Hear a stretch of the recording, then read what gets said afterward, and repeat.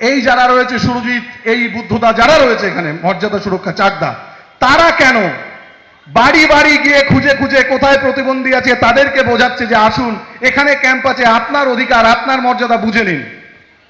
তার কারণ আমরা এখনো যারা প্রতিবন্ধীরা তারাও কিন্তু নিজেদের মর্যাদা সম্বন্ধে ওয়াকিবহল নই।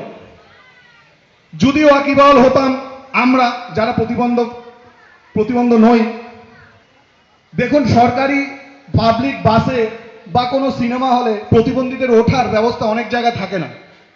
কি অদ্ভুত ব্যাপার! ব্রিটিশ 70 বছর হলো ছেড়ে গেছে, 200 বছর আগে প্ল্যাটফর্ম বানিয়েছে, তারও একটা সাইডে প্রতিবন্ধীদের ওঠার একটা ব্যবস্থা রাখতো।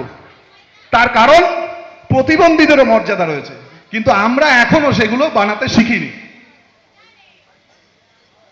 এই প্রতিবন্ধী ভাই বোনেদের যে ট্যাক্স, সেই ট্যাক্সের পয়সা দিয়ে সরকারি কর্মচারী আমলারা তারা মাইনে পায়, তারা আপনাদের কর্মচারী, তাদের বলে দেওয়া উচিত ছিল কিভাবে এই ট্রাইসাইকেলটা আসে, কিভাবে এই হুইল চেয়ারটা আপনি পাবেন, কিন্তু বাস্তবে সেগুলো হয় না। তার কারণ আমরাও জানি না যে কিভাবে আমাদের মর্যাদা অধিকার বা হরণ করতে হবে, ছিনিয়ে নিতে হবে, অর্জন করতে হবে।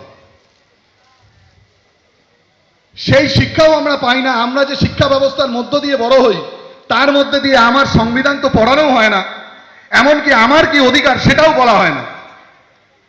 মর্যাদা সুরক্ষা আন্দোলন এইটাকে ভাঙতে চায়, এর বিভিন্ন এজেন্ডা আছে।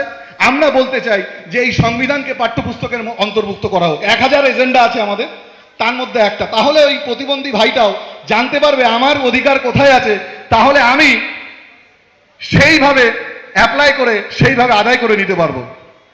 ঠিক একইভাবে একটা গরিব মানুষ তার কি অধিকার আছে সেটাও জানতে পারবে, একটি বেকার ছেলে সেও জানতে পারবে, কোনো মহিলা স্বনির্ভর হতে চাইলে সেও জানতে পারবে, কিন্তু বাস্তবে সেটা হয় না। আজকের এই অনুষ্ঠান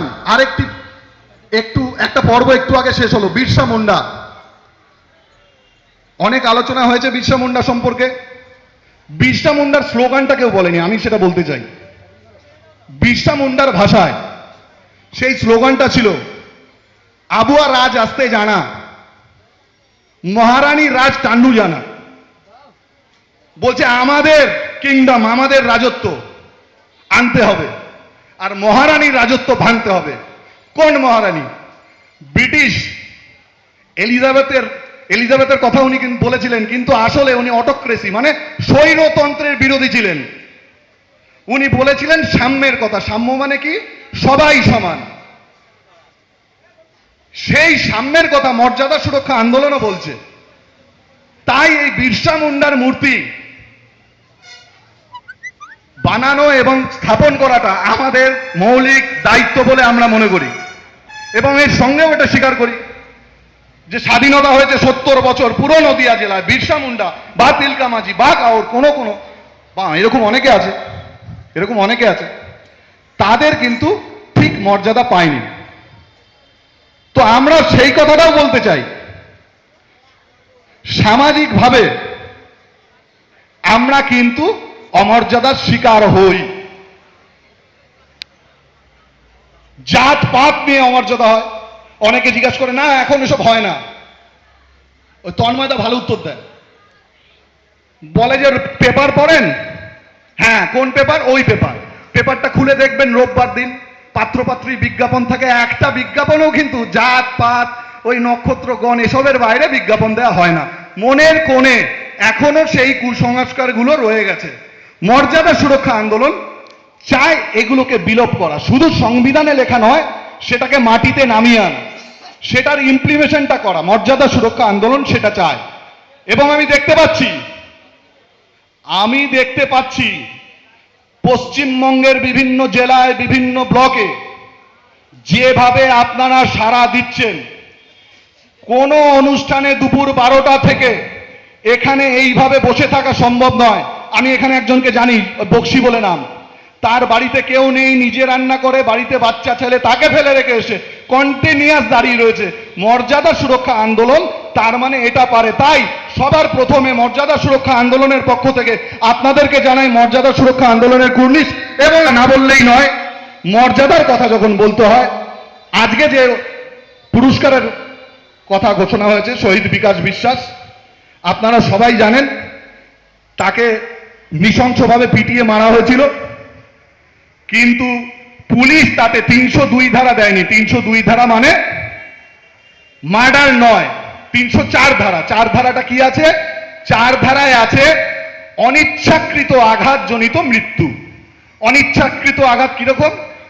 মানে আমি শূন্য একটা ইট মারলাম না দেখে কারোর মাথায় পড়েছে, সেটা হচ্ছে অনিচ্ছাকৃত। আম পাড়তে গেছে, কারোর মাথায় পড়েছে। কিন্তু সবাই জানে যে বিকাশ বিশ্বাসের মৃত্যু ইচ্ছাকৃত মার্ডার হয়েছিল। আজকে সেই জায়গায় দাঁড়িয়ে যদি, যেহেতু সে একটি গ্রামে একটা পিছিয়ে পড়া শ্রেণী থেকে উঠে আসা একটা ছেলে, তাই তার বিচার হয়নি।